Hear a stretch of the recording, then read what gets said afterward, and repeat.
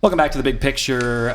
We are continuing to talk about Artemis. I love talking about Artemis. I think it's so cool. And we heard from them for the first time today as they actually looked at the moon with their own eyes, describing it as brown. I mean, I just probably experiencing that is so surreal. What do you think, Meredith? I mean, I feel like I was driving to work this morning, and maybe some of you felt the same, and you looked up and saw the moon and were thinking, oh my gosh, I have chills. We have astronauts thought about that too. Literally going around the moon right now. And I mean, you can't see them, but it's just to think that they were on the other side of the moon and we were looking up to it. I mean, this is part of our history. It is. Kids are going to read about this in textbooks now for years to come. I mean, look at these images coming in. I mean, you're seeing the craters and this high definition like we've never seen before.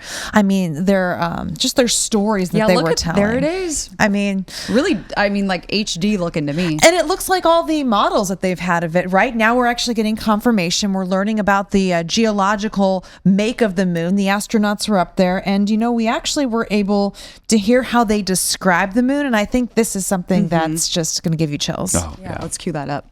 Oh, Zenobia. This is it's great. 52. It's worth waiting for.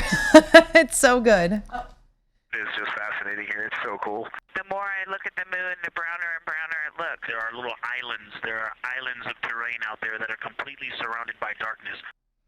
Yeah, what Victor had to say about describing the craters as little islands. I thought that was interesting, but they are completely surrounded by darkness. And it's kind of like, why? Well, and you think about it too, that they had about 40 minutes they could not communicate with Earth. So they were literally up there in the darkness. Was that planned? Yes, it is planned. Okay. So what happens I didn't know if that was an accident. No. Okay. That was all planned. They knew it was going to happen. So basically, think about it when we talk about a radar, for example, when we send out a signal, there's something blocking the radar so it bounces off or it can't go through it. That's the same thing with the moon. The moon's made of rock, right? And so these signals that we send, it's called NASA's Deep Space Network, and it's kind of like a satellite, communicating from Earth to space. It can't get through the moon, and so for 40 minutes while they were making that journey, they had to wait until they could get just outside of the moon enough so that the signal could come and connect with them. So wow. But I imagine it's kind of peaceful too, right? I think I read that Victor said he was sitting there and he said a prayer and was like, okay, we're going to do this. Everything's okay. We just can't talk to Earth. I can't even imagine though, just the rush. Apollo astronauts went through it as well. And I mean, so that's how we knew this was was going to happen, were those initial space flights, because it obviously happened then. But the technology is a lot better now, but still we have those restrictions. And I think when people just know about it, I mean, another thing that they weren't talking about was they actually named a crater. Commander Reed Wiseman's late wife Carol passed away from cancer during COVID in 2020, and when they saw the crater, I mean, you could hear, if you go online, him just saying we're naming this after Carol. This is Carol's crater. Yeah, it was actually a really, really sweet moment to kind of hear. So I'll have Zenobia pull back up the trajectory here again towards the top.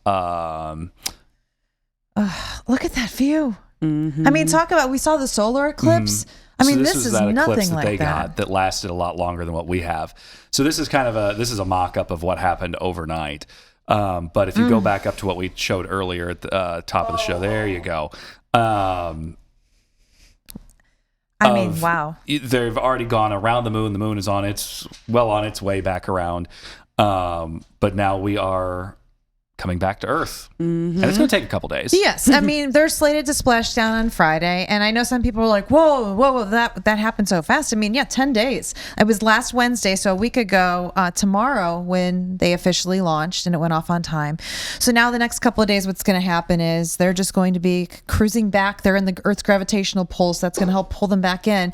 And then the big challenge is going to be coming back through the atmosphere, the heat shield. I mean, a lot of questions on that. There was a lot of controversy on that. And so, I mean, NASA's pretty confident that they're going to be good. The heat shield's going to deflect everything as it's supposed to do, and they'll be able to have a safe landing. And we were actually able to talk to the flight director, who's an Ohioan, and it's his job. Rick Henfling is going to be guiding them back in. I mean, I can't even imagine. We get responsible for putting a newscast together. Can you imagine having to say, okay, you're coming through, and if we lose connection, I'm going to have to tell you to deploy your parachutes.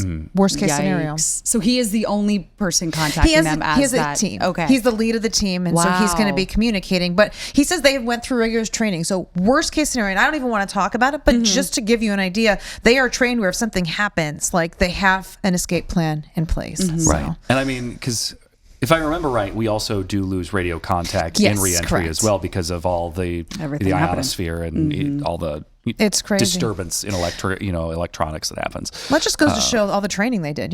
They trained for the best case scenario, but you also have to train for the worst case scenario. Just like firefighters do their Yeah. training, they have to prepare for if they have to shelter in place. Our astronauts are ready to go. They're trained for the worst case scenario, but we're hoping it's as smooth of an entry as it was heading out into space. And all of this, sorry. Oh, go ahead. You want to ask your question? Oh, I was just going to say, this all sets us up for Right, the next another mission. mission and then Yeah. another mission. I mean, we've got, 3 basically, or this one plus 2 more scheduled out. 2029, they want to be on the moon, right? They, by the end of this decade, want to be on the moon. So to be safe, they're going to, instead of just going from this to getting them up there, they're going to do another test in low Earth orbit within the next year. And then when they're ready, actually get them to go up there. And I believe it's a 2-week mission that they're going to be doing science experiments on the moon. They're going to learn about living up there. They're going to be doing so many things that we weren't able to do back in the 70s when we initially went to the moon the last time. So it's exciting.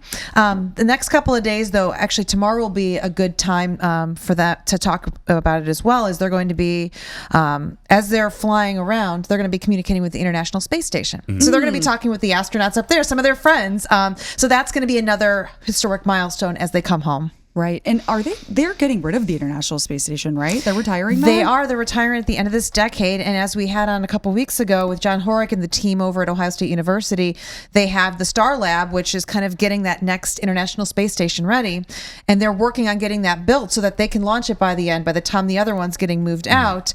And then our students here at Ohio State will be working with some of the best minds in the country to do research and see what they can accomplish through this next space station once it's up and running. Because the current ISS is about 30 years old now?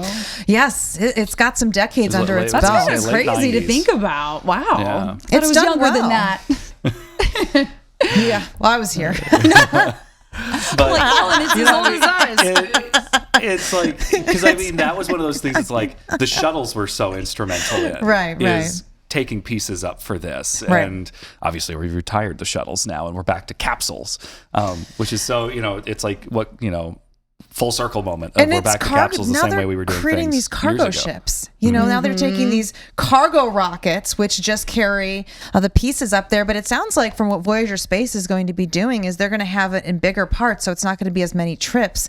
So then they can get it up there and lock it in. I mean, this sounds like movies we watched as a kid. I know. It's so exciting to watch play out in real time. We're so blessed to be able to watch history like this. It's This is amazing. And like I said, the splashdown will be big, and then it's going to be, them processing what they came back with. We're going to get to see the images. If you haven't seen the image today, I just put it on my social media, but the first picture of the moon set, so the moon setting yesterday that they took, that's actually out there now. And it's amazing if you go back and compare it to decades ago when Bill Anders had the first picture of the moon rise, the famous picture we've seen of the Earth way off, very tiny, and the moon. So if you haven't seen that picture, it's incredible. If you guys can get it by the end of the show to show the viewers, I mean, it just gives you chills and think about the history we're seeing right now. And I love how they've had all these older astronauts like recording messages for the team up there. Have you heard some of that sound from like someone from Apollo gave them a message? Yes. And I just think it's all like kind of full circle moments for these people. I mean, so, You got it pulled up? All right, guys, look at here. So I'm going to let you know what there we're it seeing. is. Yep, this right here for you on your screen. Again, I want to make sure I get the facts on this. This is the view of what the NASA Artemis crew captured on April 6, 2026 on their journey around the moon. Now, this is a flashback to the historic Earth rise. That was the picture taken by astronaut Bill Anders, if you remember, 58 years ago.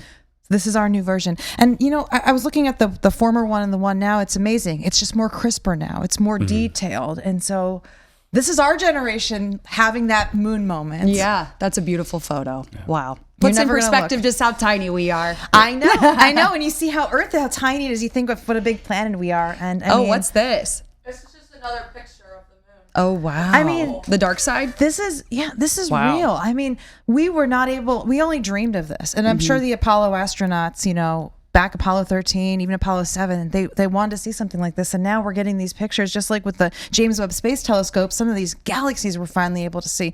There's so much happening, and we're part of this. And there's going to be jobs for everybody to be part of missions like this in the future. So something just to think about. I'm going to try to bring some more guests on in the coming weeks to talk about what we're doing here in Central Ohio to really promote the space program, and how you could be a high school graduate in trade school, or you could be a PhD master's student, and there's room for everybody in space. And like I said this morning, this is a good excuse for teachers out there when their students go, Yes. well, when am I ever going to use this in math class of Well, you could go to the moon. And because Mars, maybe. there's a whole bank of mathematicians at NASA that do all these calculations. But we need electricians, we need plumbers, we need welders. There's those trade skills that if you have that, maybe you don't want to go to college. You could go to a trade school and say, someday I want to be a plumber, because remember, the space toilet needed fixed, so that could be your future job someday. You could go up and fix toilets on the space station. That's awesome. Meredith, thank you so much for coming on today. Oh, we you know I appreciate love it.